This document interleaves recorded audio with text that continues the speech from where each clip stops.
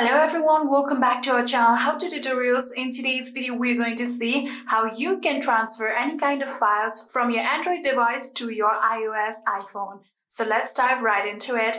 The first thing that you'd have to do is open the file on your Android that you want to transfer. The file currently here is in my gallery, so I'm going to open my gallery.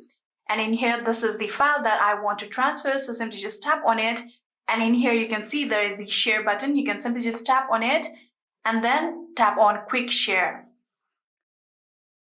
After doing so, here you can see there is the option of QR code or link. Simply just tap on it and this will give you a QR code just like this.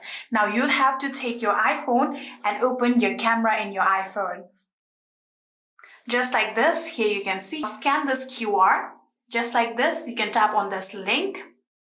And after doing so, here you can see this will take you to this particular link where you have to simply just tap on download. And again tap on download. And after doing so, now this file has successfully been saved to your file apps. Go back and now simply open your Files app. And in here you can see this was the particular file that was shared from Android. You can tap on it and see this is the file.